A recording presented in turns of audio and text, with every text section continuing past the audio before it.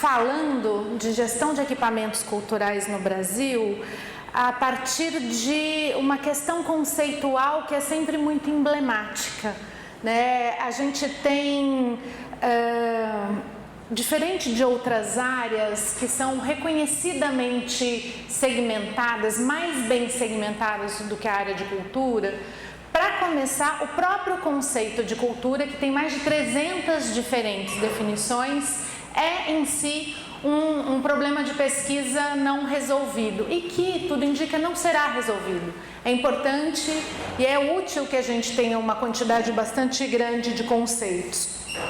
E quando a gente tem essa diversidade de conceitos em torno do que é cultura, né, isso acaba transparecendo para o que é um equipamento cultural, né, e ainda recebe um adicional do fato de a gente não ter, do ponto de vista legal, uma definição do que é equipamento cultural.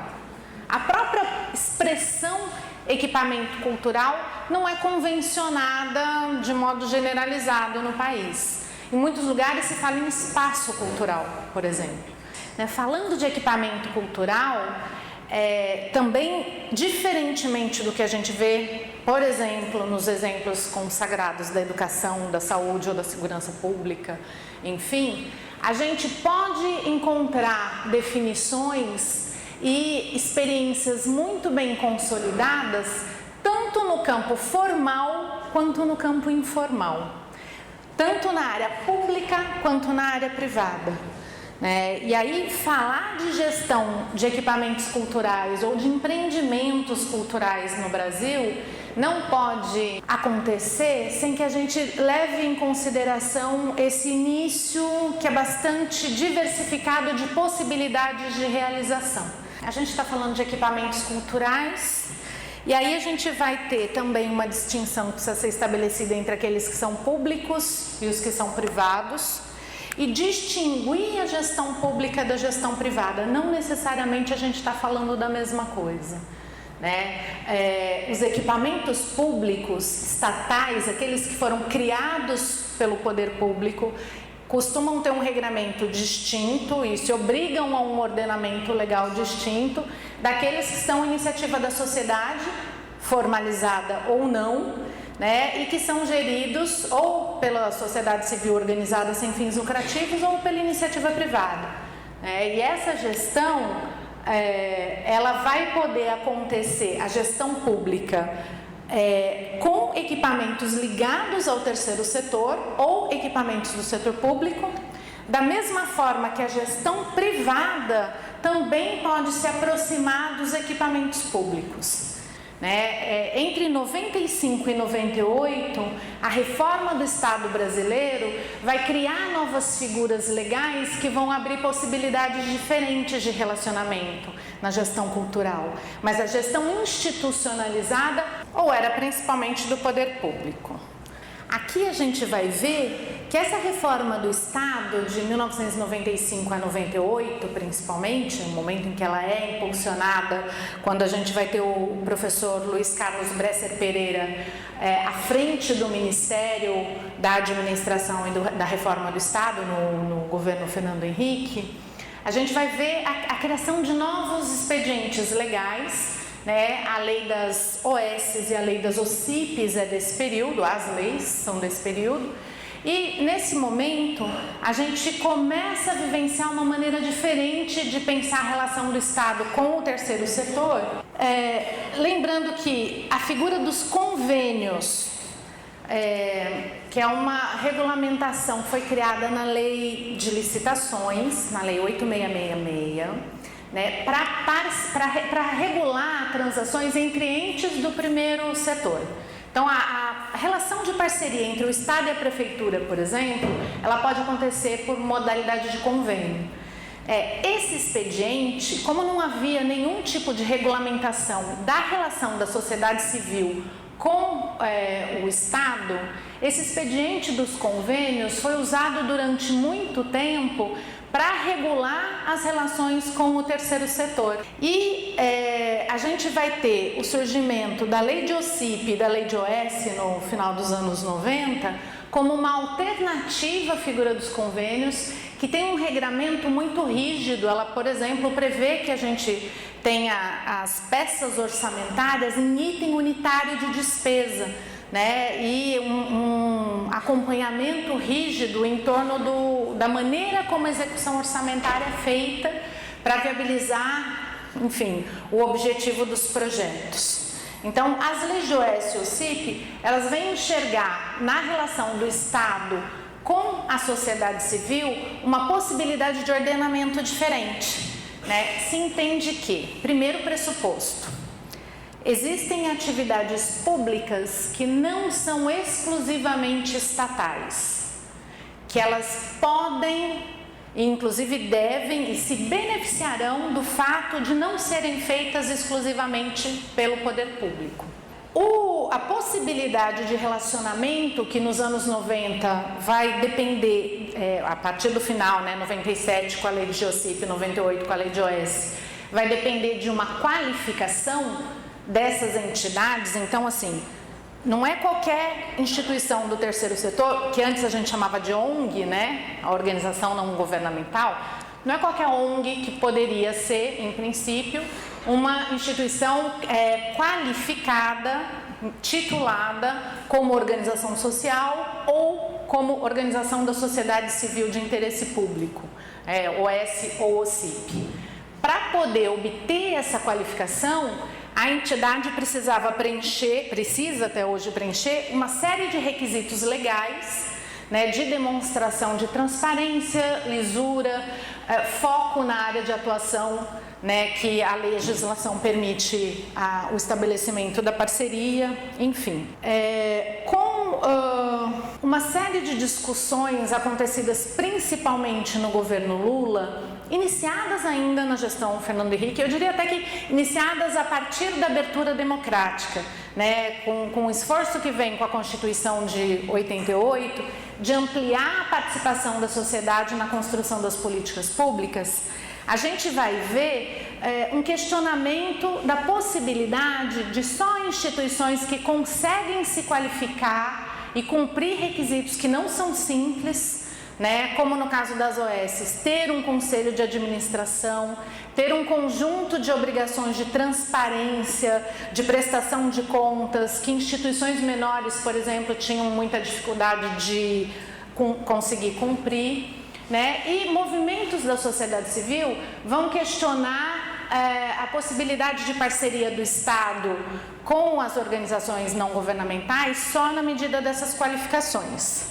E essa é uma discussão que vai levar vários anos, vários projetos de lei vão ser feitos, mas a gente vai ter em 2014 a publicação do que ficou chamado Marco Regulatório das Organizações da Sociedade Civil, o MIROSC, né, que é a Lei 13.019 de 2014 e que abre a possibilidade de, além do termo de parceria com o OCIP e do contrato de gestão com o OS, a gente ter o termo de colaboração com as organizações da sociedade civil, porque a partir do advento dessa lei, que foi muito polêmica, a gente revê a relação do Estado com o poder público, do poder público com o terceiro setor no Brasil.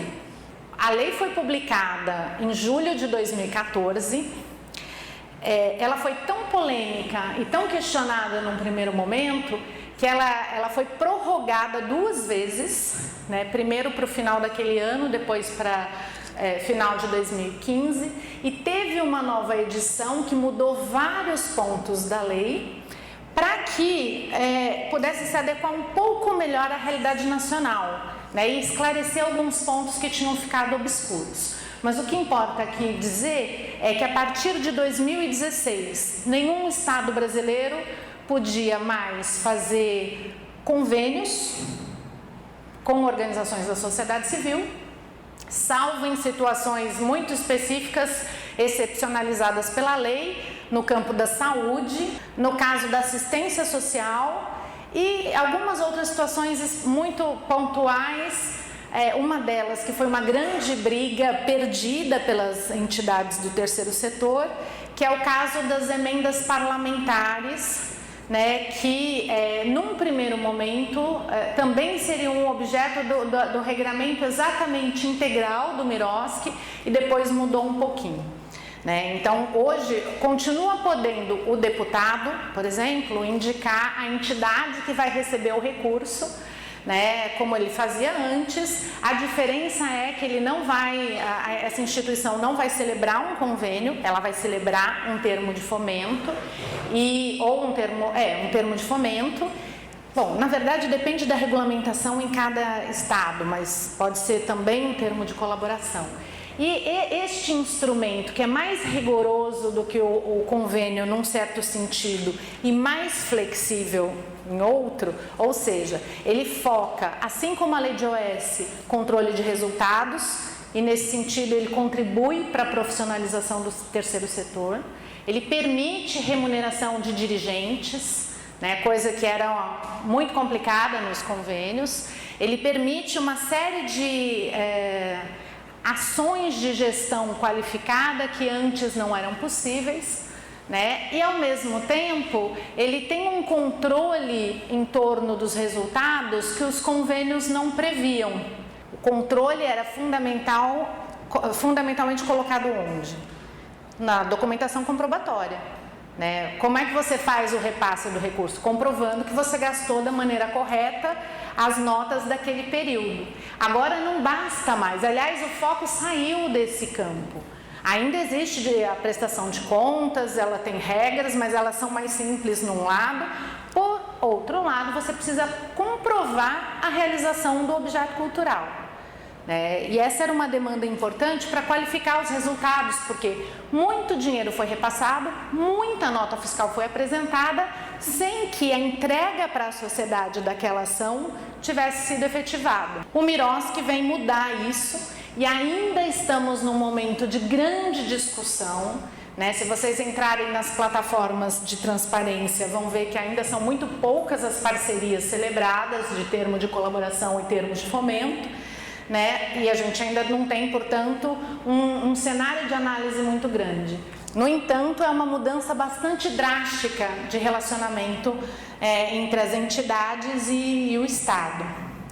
É importante dizer também, tem o termo de fomento, só mais um outro instrumento legal inserido nesse processo todo de parceria para a gestão dos equipamentos culturais, que é o termo de compromisso cultural.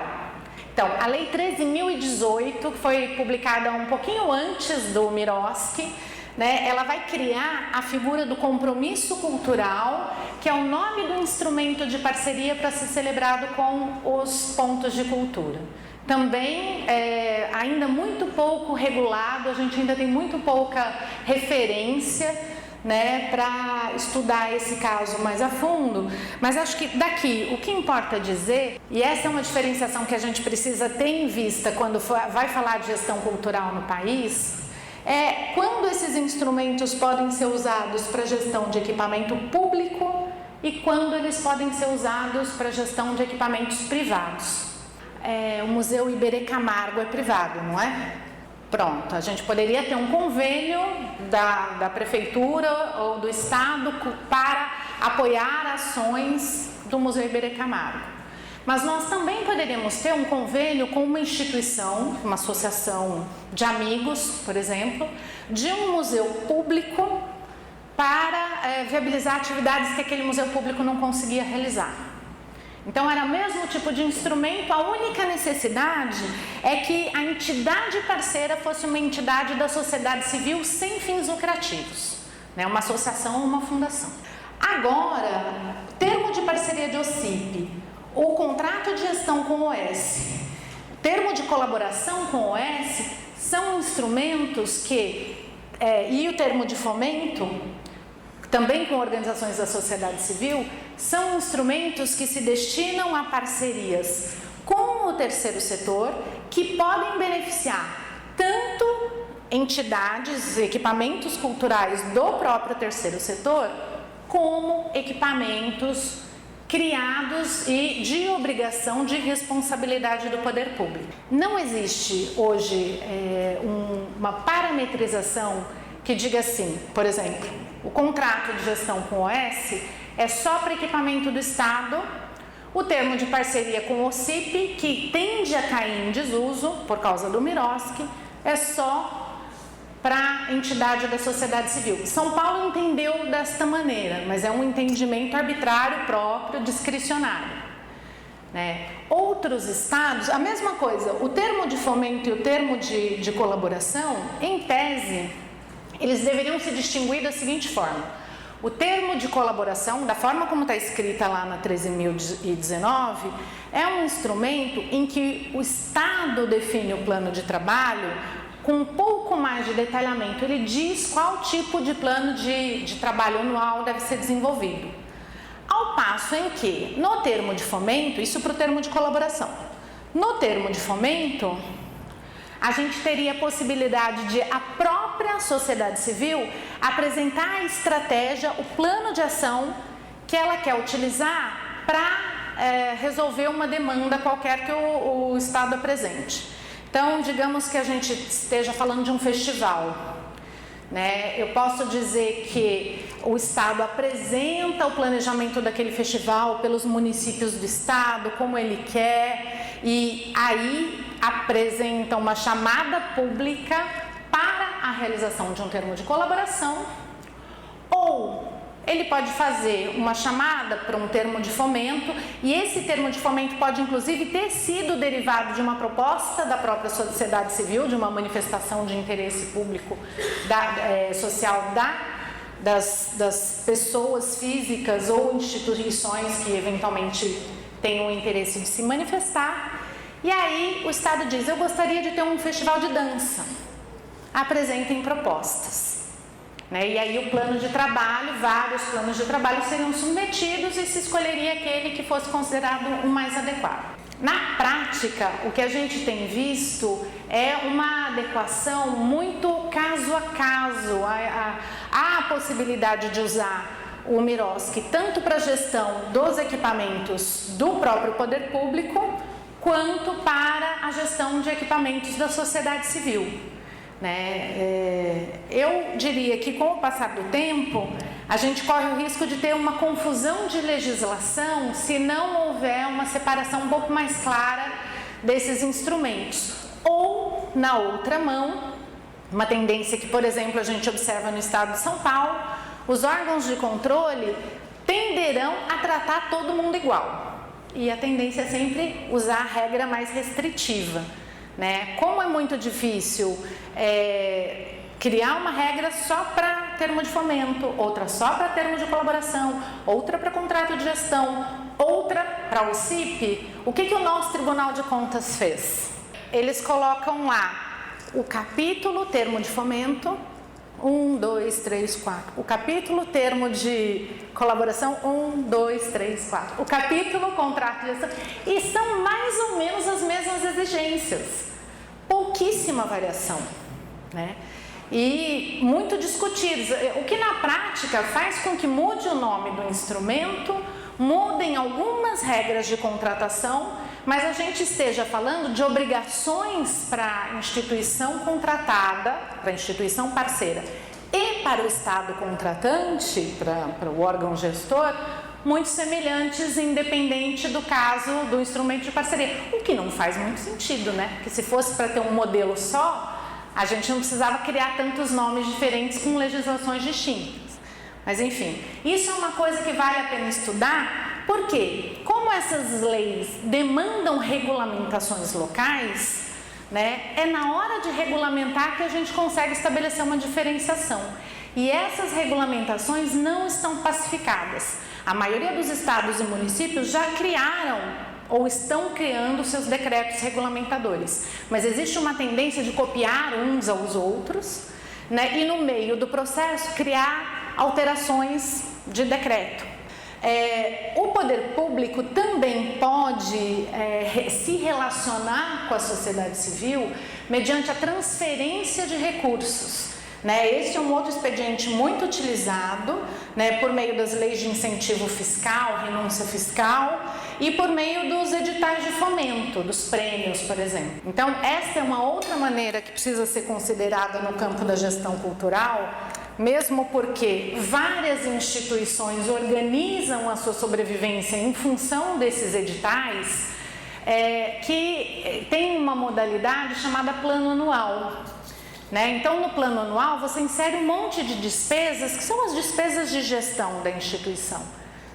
E já existem instituições que, ao longo da vida, têm sobrevivido aprovando a cada 2 anos um projeto e indo captar ou recebendo, quando é o caso de edital, recurso direto. Aqui, de novo, isso é outro dado polêmico, mas a gente tem a possibilidade desses recursos beneficiarem tanto as instituições da sociedade civil quanto os equipamentos criados e de responsabilidade do poder público. Então, de novo, vou usar o caso do meu estado, que é interessante. E essa é uma regra interna que tem mudado conforme o secretário, o entendimento do titular da pasta da cultura a cada vez. Então, a gente já teve o entendimento de que as organizações sociais, que são instituições do terceiro setor, como as demais, porém com uma qualificação específica, que têm contrato de gestão para os museus, teatros, orquestras do Estado, não podiam concorrer na nossa lei estadual de incentivo, porque se entendia que se ela ganhasse um edital, ela estaria recebendo 2 vezes recurso do Estado para aquele equipamento do Estado. Então, se entendia que não era bom, porque precisava descentralizar o recurso e garantir que instituições privadas sem fins lucrativos, outras, de iniciativas independentes as mais diversas, pudessem usar os recursos de outra maneira. Outro entendimento, que é o que a gente tem em vigor agora, a gente teve um meio termo, podia um projeto por ano, um projeto a cada 2 anos, a instituição responsável por um equipamento público poderia aprovar, porque isso complementava o recurso. Hoje, a orientação é muito no sentido de que as instituições parceiras responsáveis pela gestão de equipamentos públicos busquem todas as formas de financiamento possíveis, inclusive os próprios editais da Secretaria, outros editais do Governo do Estado e de outros entes da Federação. Por quê? Com a crise financeira, reduziu o percentual de aporte do Estado, as necessidades não diminuíram e a entidade parceira precisou buscar novas maneiras de viabilizar recursos para aquele próprio equipamento estadual. Uma reclamação que a gente tem das instituições menores, dos grupos independentes, etc., é que eles concorrem com organizações grandes e bem estruturadas, que têm uma grande visibilidade, porque gerem os programas do Estado. Elas têm razão. Por outro lado, as instituições grandes e bem estruturadas tiveram um corte dramático de recursos. E se elas não buscarem essas fontes, elas não conseguem dar conta do cumprimento dos planos de trabalho. É uma equação muito complicada.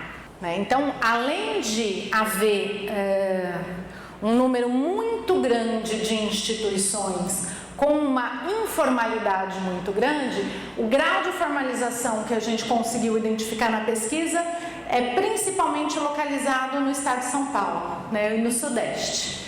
Então, a gente está falando de um universo enorme que movimenta uma economia bastante importante, porém não mapeado.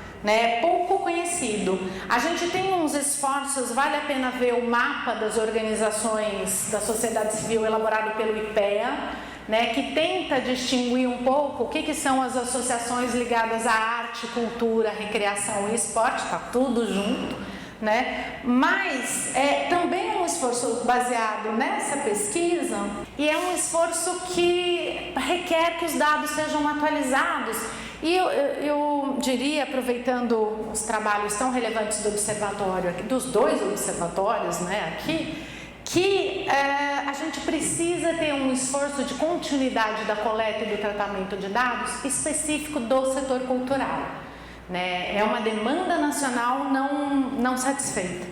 E aí o que acontece é que a gente vai de um universo de dados invisíveis. Nós não sabemos quantas instituições culturais nós temos exatamente no Brasil. Os mapeamentos que a gente tem, como os mapas culturais, eu vou até mostrar uma relação deles, não distinguem, não permitem identificar com facilidade o que é equipamento público, o que é equipamento privado, o que é terceiro setor, o que é formal e o que é informal. Sem isso, a gente fica sem saber direito de que cenário a gente está falando, né? Isso gera aquela visão equivocada de que é tudo Estado e os artistas mamando nas tetas do Estado, né? Então, a gente tem um grande universo de dados invisíveis que, quando visualizados, são mal visualizados e acabam sendo mal vistos, né? E isso gera um mito da cultura dependente. Sistema Nacional de Cultura. A cultura, da maneira como ela tinha sido estruturada na Constituição de 1998, tinha sido pensado como uma competência concorrente.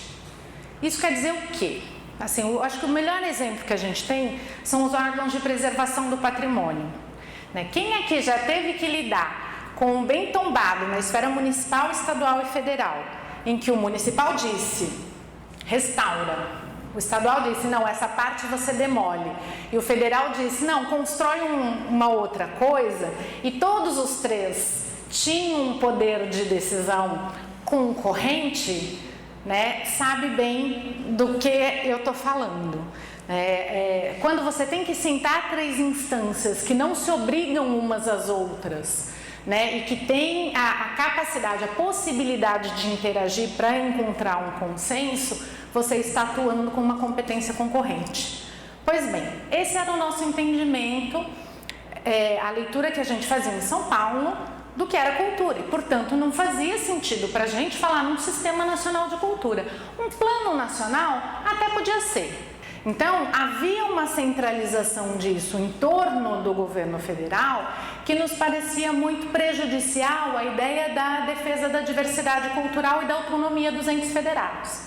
Então, a gente discutiu muito isso, né? Fizemos todas as gestões possíveis, evidentemente não deu certo, e aí a gente acabou aderindo ao Sistema Nacional de Cultura em 2013, setembro de 2013, quando o governador de São Paulo, junto com a ministra Marta, sentam para assinar o documento de parceria, e o Estado se compromete a elaborar o plano estadual, a desenvolver o sistema estadual e a criar as suas comissões, sistema e etc. Então, a gente tem um cenário de caldo, né, de marco legal para as relações do Estado com as sociedades em redefinição, com novas peças legais que precisam ser postas à prova.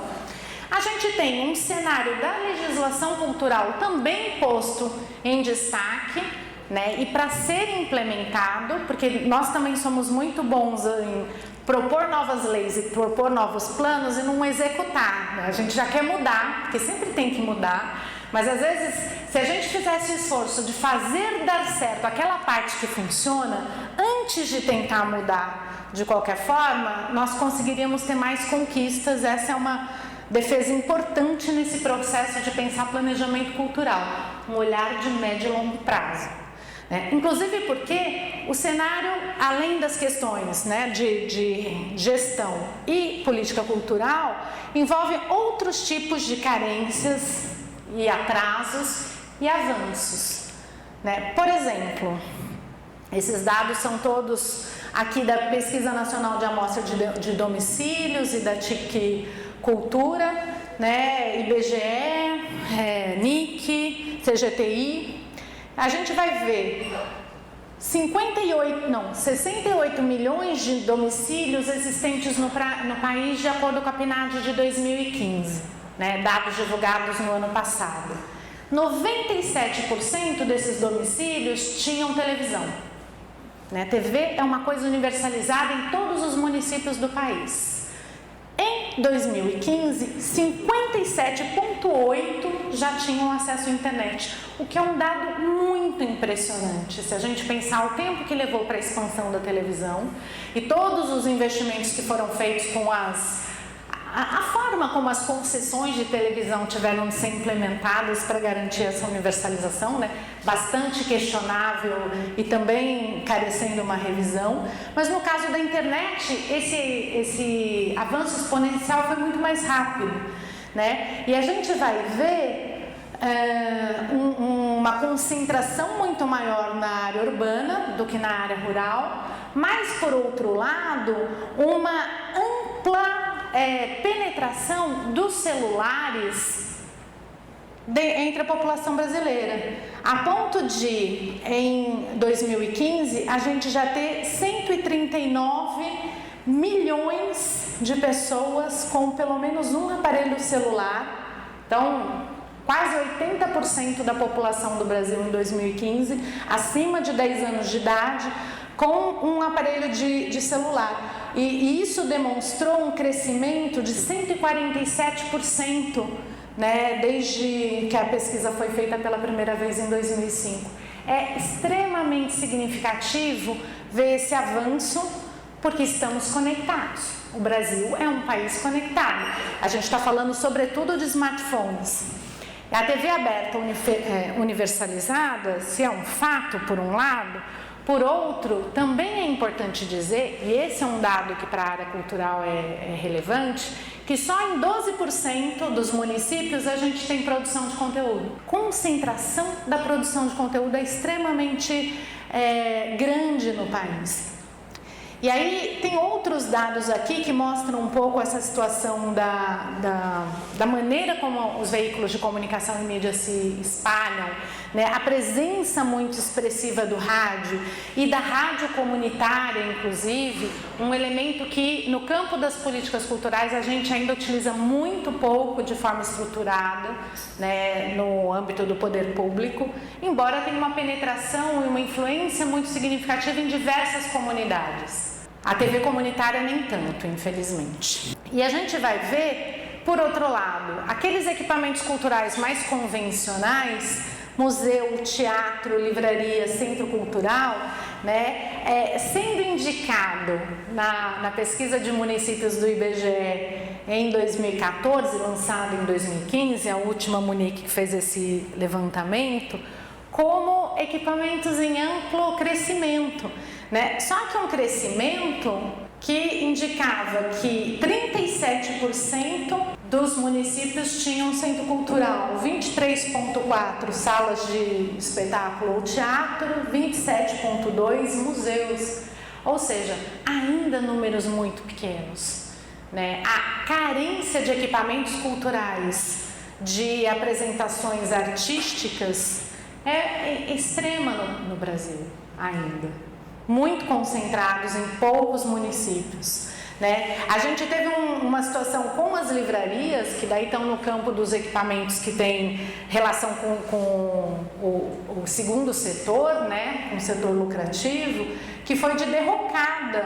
A gente chegou a ter 42% dos municípios, quase 43% dos municípios, quase a metade do país tinha pelo menos uma livraria, né? A gente voltou a crescer agora para 27,4% depois de ter chegado a 1/4 do país.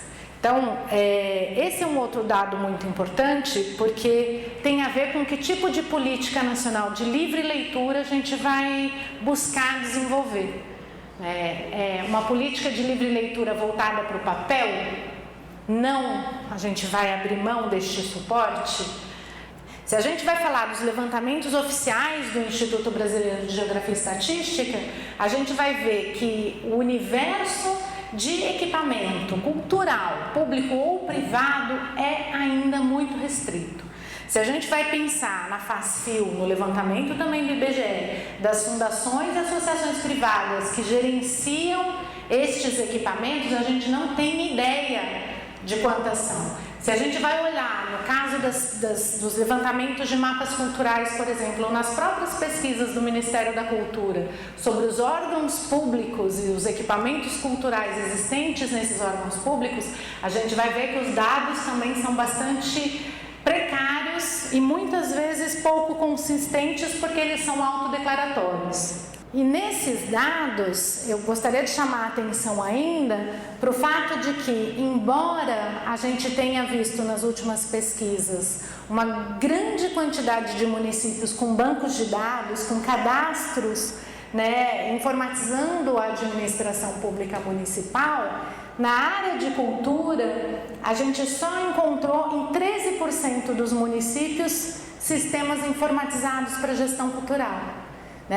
13%, sendo que a maioria deles são sistemas de acompanhamento de projetos das leis de incentivo ou de mapeamento dos equipamentos culturais.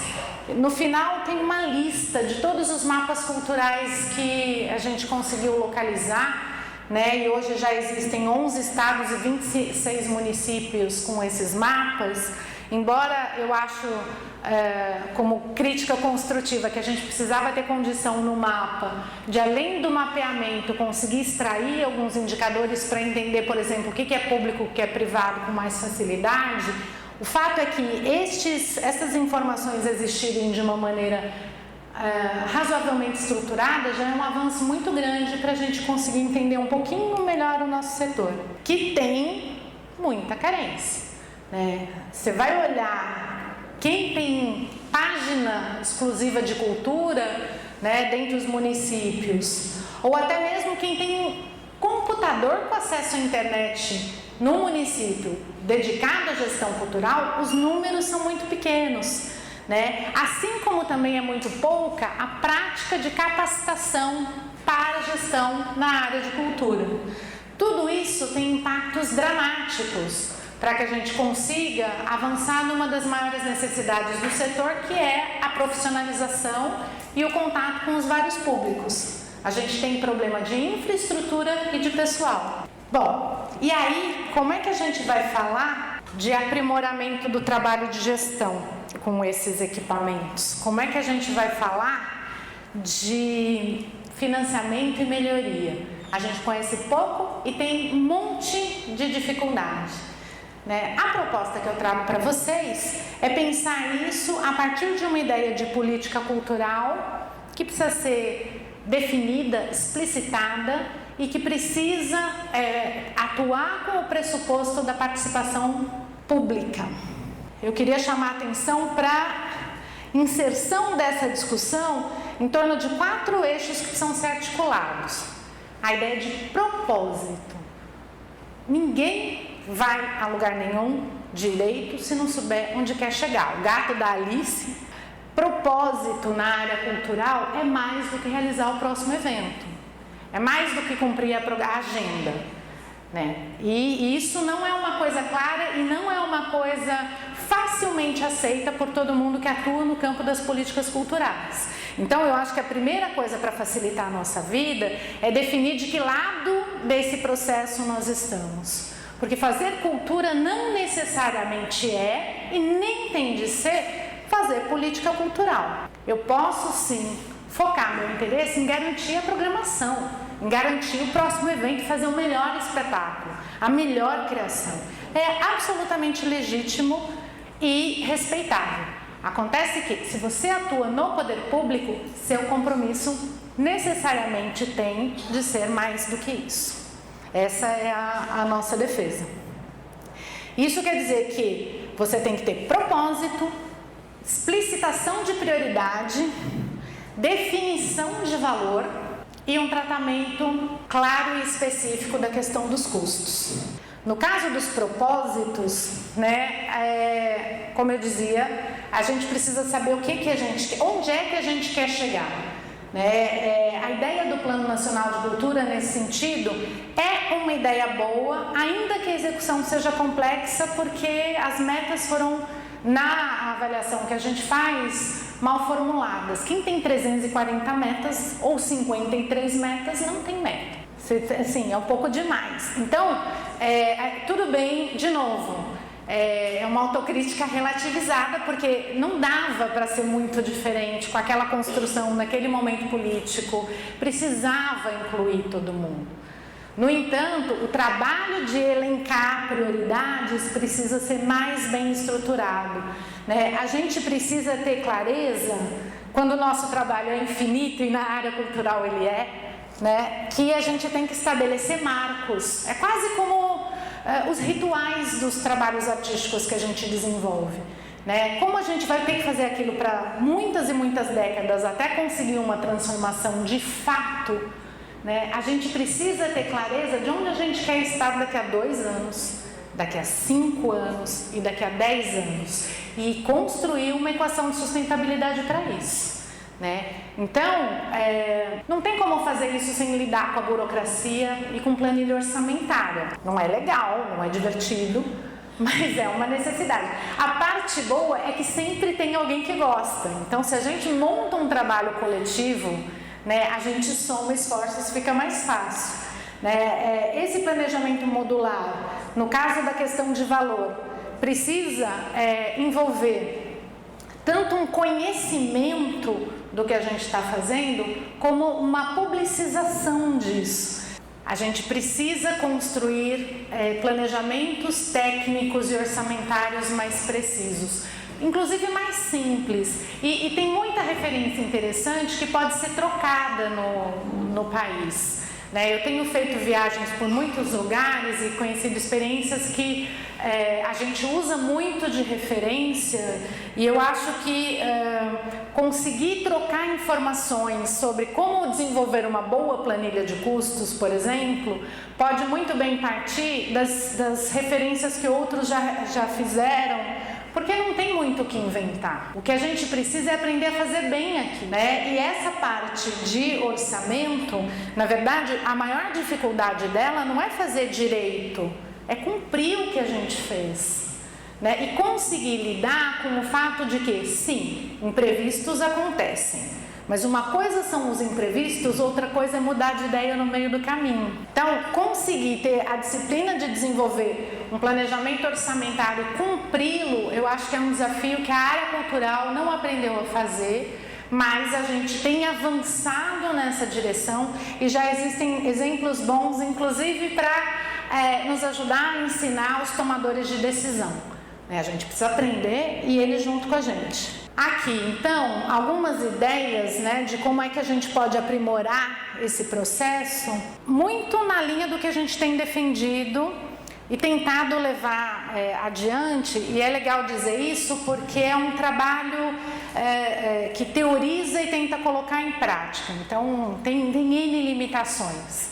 Mas a primeira visão, que às vezes bate de frente, inclusive, com o primeiro grau da gestão pública no nosso estado, é reconhecer a importância da área cultural como campo de direitos e como setor produtivo. É as duas coisas. Eu sei que eu estou num lugar onde a pauta da economia da cultura é muito relevante e a gente considera que ela é, de fato, muito relevante, mas antes, primeiro e fundamentalmente, cultura se insere numa pauta de direitos fundamentais, ainda que na Constituição brasileira, por exemplo, cultura não seja um direito fundamental, né?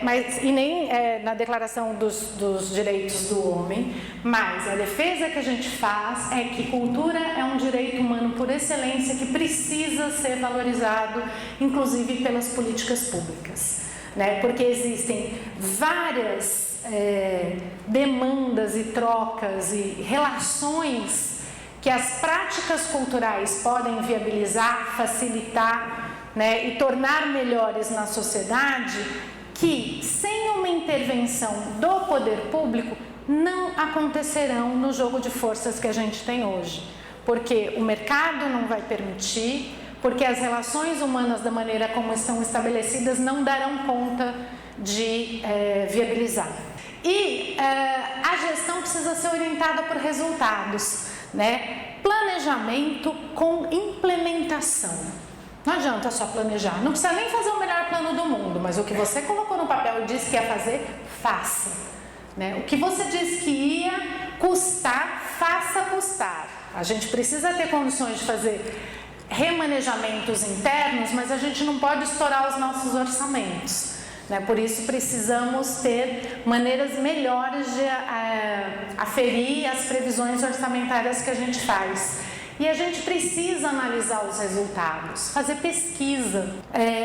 Se tivesse uma sugestão para fazer para todo gestor público, né, secretário municipal, diretor de cultura, né, seria, além de brigar pelo recurso da cultura, brigar para ter um dinheirinho que fosse, uma parceria com a universidade, um TED, o que fosse, para fazer pesquisa. Porque tem muita gente que duvida da nossa área, e a gente mesmo duvida que a gente vai conseguir provar tudo aquilo que perguntam.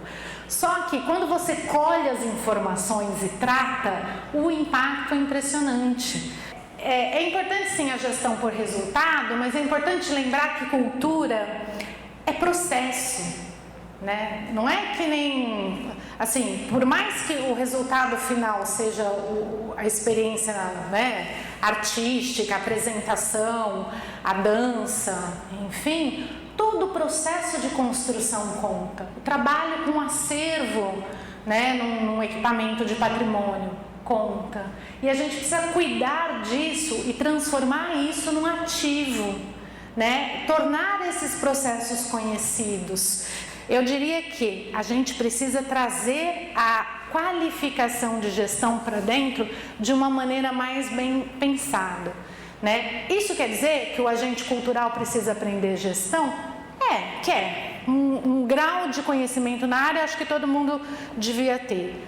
Mas principalmente quer dizer que a instituição cultural precisa ter gestor especializado de excelência. Eu não sei se um cara que é da área de cultura vai ser o melhor diretor administrativo e financeiro de uma entidade, de um museu ou de um teatro. Nem sei se precisa. A gente precisa ter condição de empregar os bons caras do mercado para fazerem isso bem, né? Eu sei que tem N questões aí. A gente não tem tanta mão de obra informal no terceiro setor, porque o terceiro setor quer ser informal, né? Existe um custo muito grande da empregabilidade no nosso país, mas a gente precisa avançar em ter recursos para fazer as coisas acontecerem. Então, para quem acha a cultura cara no Brasil, eu diria que o problema é que ela não é cara, ela é barata. Às vezes ela dá prejuízo porque ela é muito barata. Se a gente quiser que a cultura no país seja mesmo muito bem sucedida e a gente possa ser considerado uma nação efetivamente cultural, a gente vai ter que investir nela, qualificar os bastidores, qualificar a área meio, né, e poder focar na excelência de todos os recursos envolvidos.